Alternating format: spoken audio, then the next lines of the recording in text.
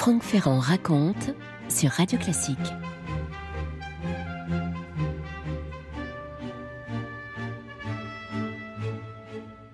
Dans l'œuvre de Marcel Proust, la musique est d'abord celle des mots, c'est cette mélopée entêtante des phrases qui s'enroulent sur elles-mêmes et se déroulent, disposées par l'auteur pour reprendre ses propres termes, en enroulement si gracieux qu'on croirait voir flotter à la dérive, comme après l'effeuillement mélancolique d'une fête galante, des roses mousseuses en guirlandes dénouées.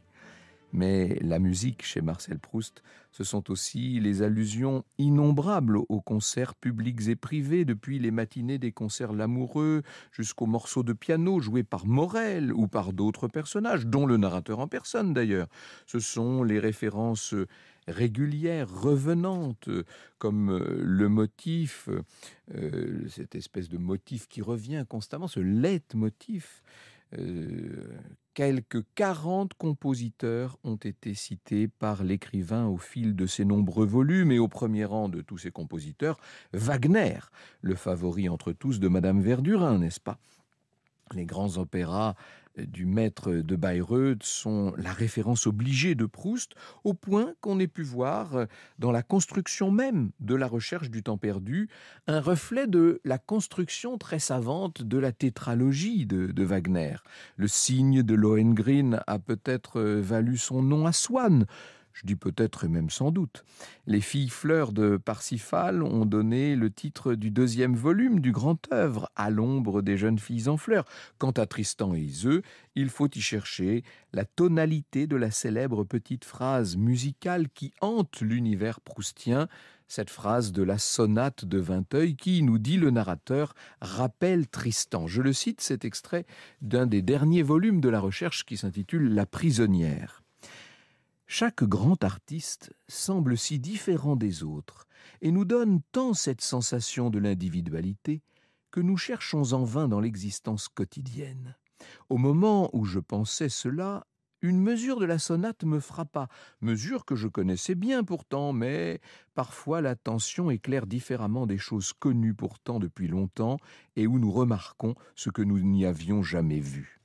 En jouant cette mesure, et bien que Vinteuil fût là en train d'exprimer un rêve qui fut resté tout à fait étranger à Wagner, je ne pus m'empêcher de murmurer « Tristan », avec le sourire qu'a l'ami d'une famille retrouvant quelque chose de l'aïeul dans une intonation, un geste du petit-fils qui ne l'a pas connu. Et comme on regarde alors une photographie qui permet de préciser la ressemblance, par-dessus la sonate de Vinteuil, j'installais sur le pupitre la partition de Tristan, dont on donnait justement cet après-midi-là des fragments au concert Lamoureux.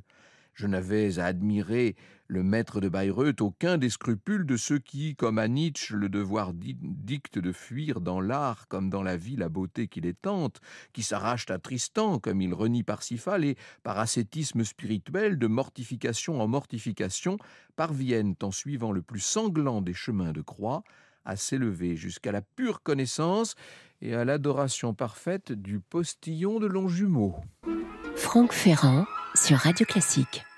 La petite phrase de la sonate de Vinteuil est le signe de reconnaissance de l'amour passionnel de Swann pour Odette de Crécy, cet amour qui fait le sujet du roman enchâssé dans le premier volume, du côté de chez Swann. C'est entre Combray et Nom de pays le nom, et ça s'appelle bien sûr Un amour de Swann.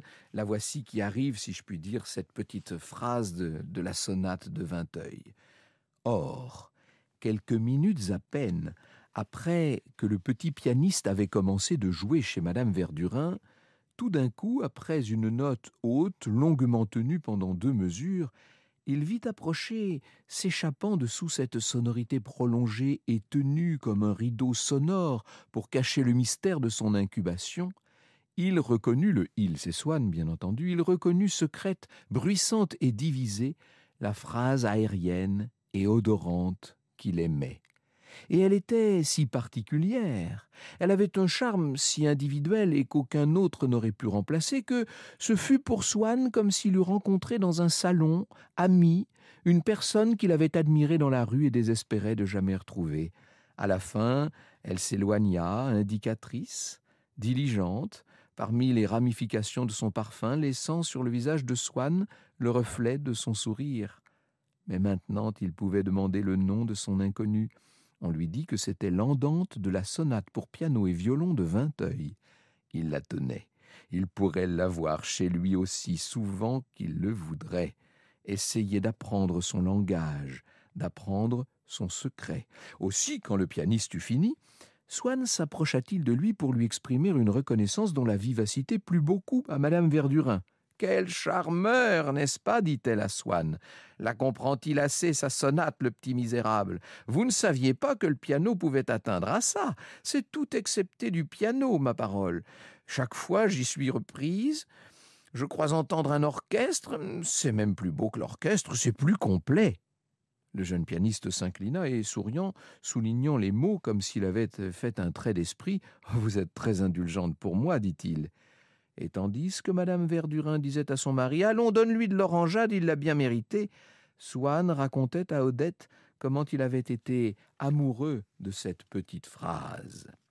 Autour de cette mélodie mystérieuse s'est cristallisée cette liaison de Swann et d'Odette. Le pianiste jouait pour eux, écrit Proust quelques pages plus loin.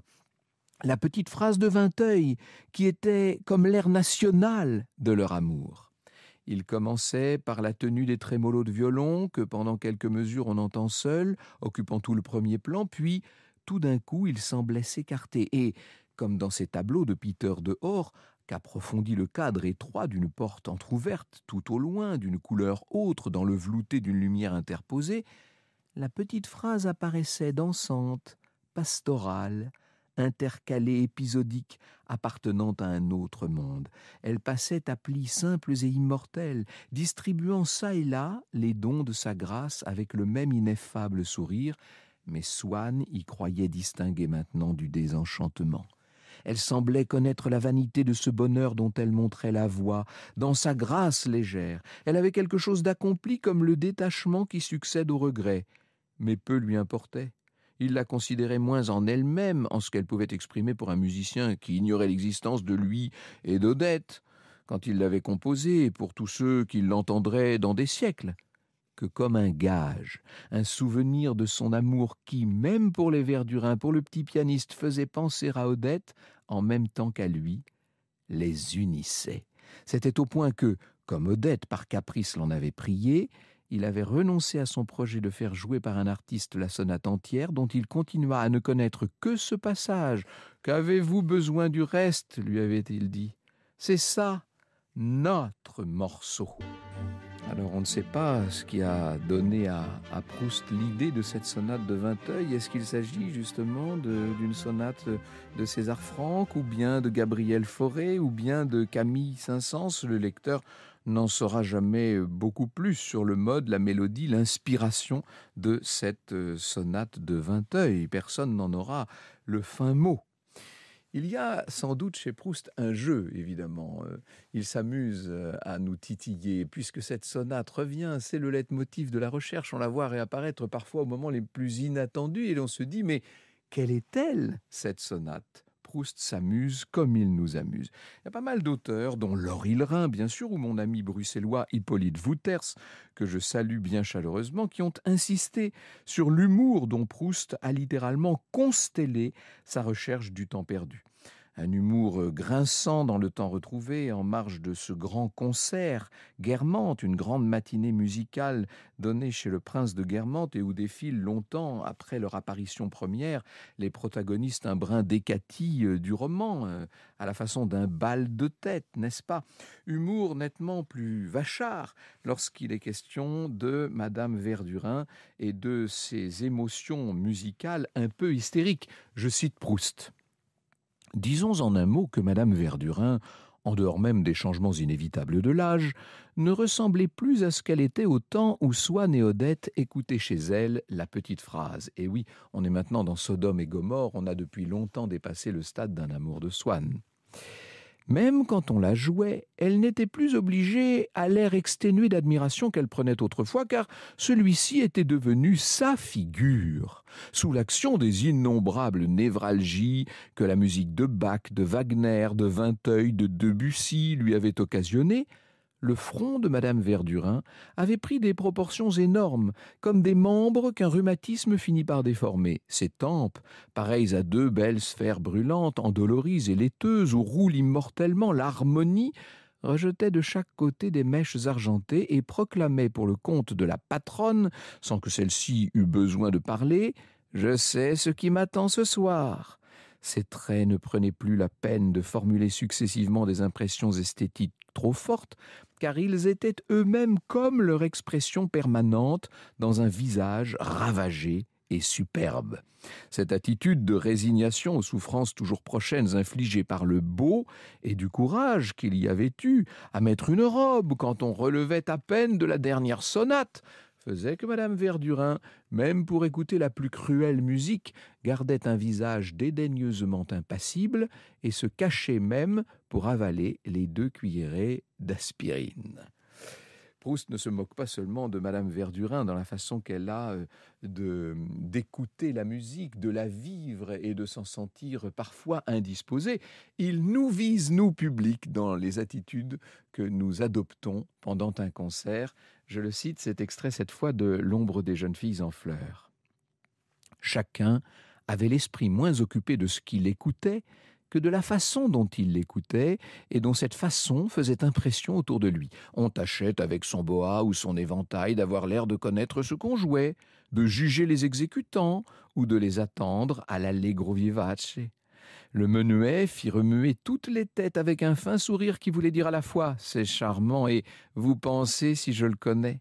Cependant, mon regard involontairement ironique déconcerta le balancement de tête de quelques-uns qui remplacèrent le fin sourire par un air bougon et renoncèrent au balancement, mais pour que cela n'eût pas l'air d'être en cédant à la menace, ils le firent non pas tout d'un coup, comme sous l'action de freins Westinghouse qui ralentissent progressivement la marche des trains jusqu'à l'arrêt complet. Un monsieur, voulant montrer qu'il connaissait le quintet, s'écria, quand il jugea que c'était fini, « Bravo, bravo !» et se mit à applaudir. Et malheureusement, ce qu'il avait pris pour la fin du quintet n'était qu'un silence de 2 mesures. Il se consola en pensant qu'on croirait qu'il connaissait le pianiste et qu'il avait voulu l'encourager. Le narrateur, vous le voyez, connaît la musique, au sens figuré comme au sens propre, parce que Proust lui-même est mélomane et qu'une part de son existence est liée aux harmonies musicales. Lorsqu'il était élève au lycée Condorcet, le jeune Marcel s'est pris d'une vive amitié pour un de ses condisciples, Jacques Bizet, qui était le fils qu'avait eu avant de mourir le célèbre Georges Bizet, oui, le compositeur de Carmen et des Pêcheurs de perles. Il avait eu cet enfant avec une certaine Geneviève Halévy, qui de son côté n'était autre que la fille du fameux Halévy. Remariée, celle qu'on ne devait plus appeler que Madame Strauss devait servir de modèle parmi d'autres à la duchesse de Guermantes, à laquelle on l'avait redonné son bel esprit, et à plusieurs reprises, le narrateur de la recherche fait allusion d'ailleurs, en parlant des Guermantes, à l'esprit Meilhac-Alvy, au point de rendre parfois sa référence à Madame Strauss tout à fait transparente. Pourtant, il faut dire que Marcel aurait eu quelques raisons d'en vouloir à cette Madame Strauss, alias Geneviève Halévy, la mère de son ami Jacques Bizet, parce que cette mère, intuitive autant que vigilante, avait trouvé que la relation entre les 2 jeunes gens était trop passionnée à son goût et elle avait purement et simplement interdit à son fils Jacques de continuer à fréquenter le jeune Proust. Premier amour malheureux donc, premier amour platonique et avorté pour Marcel Proust qui bientôt devait se consoler dans les bras d'un musicien à part entière, et je parle là de Reynaldo Hahn. Franck Ferrand sur Radio Classique. En 1894 que Marcel a rencontré Reynaldo, qui était né à Caracas d'un père juif de Hambourg. Il faut vous dire que la famille Hahn s'est installée à Paris quand Reynaldo était encore en culotte courte, ce qui fait que Reynaldo est aussi parisien que Marcel, qui est son aîné de 2 ans.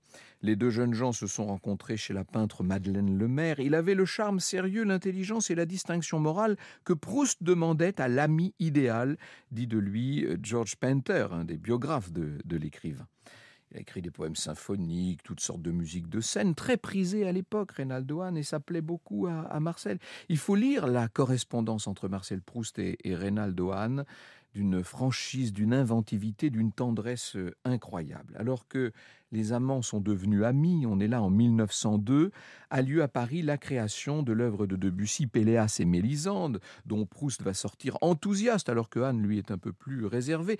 C'est une charmante révélation qui me tyrannise un peu, dira Proust. Tyrannise parce qu'elle l'obsède, littéralement. Dans cette musique si raffinée de Debussy, l'auteur de la recherche va retrouver sans doute pas mal de lui-même. Et pour autant, ses relations avec Debussy resteront très en deçà de ce qu'il aurait sans doute aimé qu'elles fussent.